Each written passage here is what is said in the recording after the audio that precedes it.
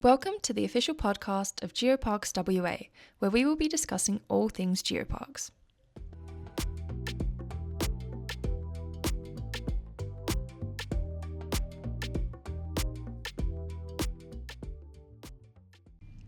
In this episode, we will be focusing specifically on UNESCO Global Geoparks and the success stories behind existing geoparks. As experts in all things geoparks, Ross Dowling and Alan Briggs will once again join us to share some of their international experiences with UNESCO-accredited global geoparks. Throughout this episode, they will share stories of their favourite geoparks and what made their experiences memorable. To start off, let's hear from Ross as he takes us through some of his favourite geoparks. Yeah, so I'm often asked, well, what's the best geopark that you've visited? And that's a hard question to answer because there's many, but just a couple off the top of my head. Firstly, the English Riviera UNESCO Global Geopark in Devon in England, I think is a very good geopark. It's got a lot of high-level people around it. It's got good government funding, and it's got a lot of attractions there. So really, it's set in a pretty urban area on the coast, and yet it's got not only geological features, but it's also got, of course, areas of forest and areas of farmland. It's got abbeys and churches and museums. They're all part of the geopark. They're all part of that geopark, and they're all connected through the geopark.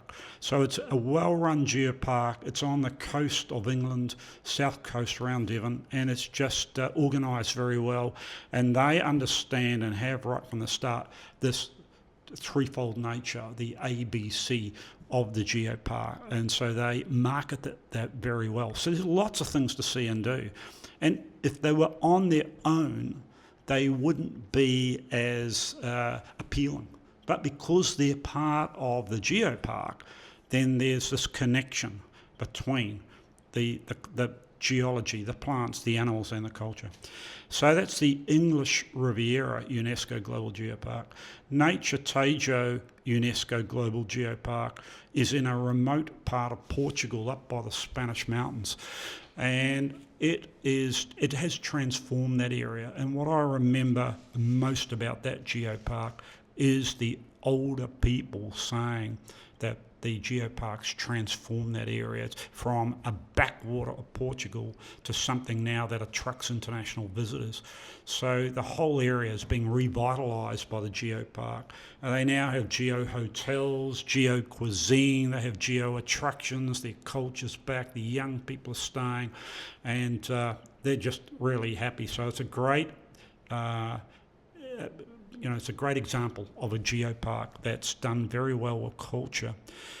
The Waitaki Whitestone UNESCO Global Geopark in New Zealand's a recently new one. It's only 2 years old, but that is spectacular in that it's set from the Southern Alps of New Zealand down to the sea, and it includes a whole lot of spectacular geological mountains and big braided rivers, and it tells the story of how New Zealand's geologically young and how there's earthquakes. It's on a fault line. It's part of the Ring of Fire. So it's got that story. And then it's also got a museum there, or visitor centre really, which is about the fact that in their rocks on the sea coast there, in a place called Duntroon, near the centre of the geopark, a town called Oamaru, they've got this visitor centre which explains that in the rocks around are some of the fossil remains of whales and dolphins and creatures we don't have today. They're all been there. They're all in the rock. They're all in the limestone rock there. And so this is a remarkable story, telling the story of actually the eighth continent, because New Zealand was part of a big landmass that was under the sea and still is under the sea, the bulk of it, and it was the eighth continent on Earth. So that story's there, and also the limestone rock where all these fossils are. It's white colour, as is most limestone, but that has been quarried in various parts, and now the main town of the region, Oamaru, has all these beautiful white stoned Victorian buildings of remarkable heritage there. One of the few places in the world that's got it. So there the rocks tell this incredibly ancient story and point to things which creatures which aren't alive today on the one hand, and yet they're the building blocks of the town in the area. So that's just three that I've mentioned: the English Riviera in England, the Naturtejo in Portugal, and Waitaki Whitestone in New Zealand. It is fascinating to hear about the natural wonders and sites throughout the world. We would love to hear Alan's takes on these geoparks and highlights of his geopark experiences.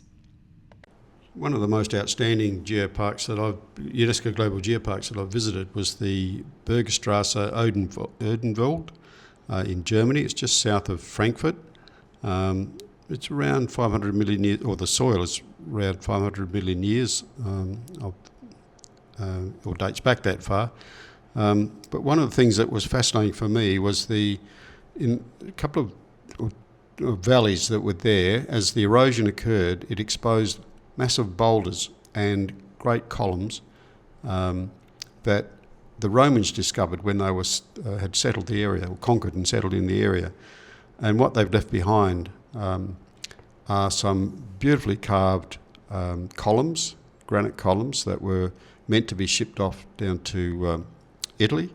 And that's where they were taking them from a mountainside, or a steep valley, down the Rhine River, onto the ocean, and then around into Italy itself.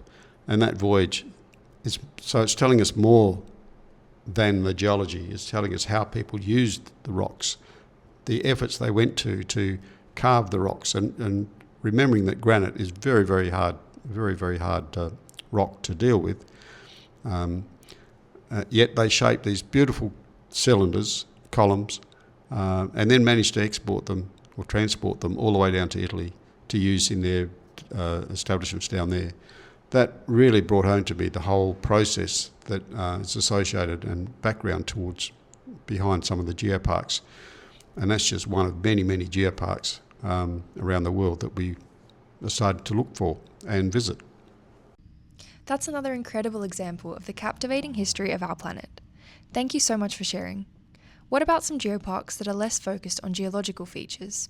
Another UNESCO Global Geopark that impressed me was TerraVita, which is in Germany also, and it sits over the top of Munich, a city of 5 million people. So we're trying to dispel the idea that geoparks are parks in the national or natural parks in the way we normally think about them.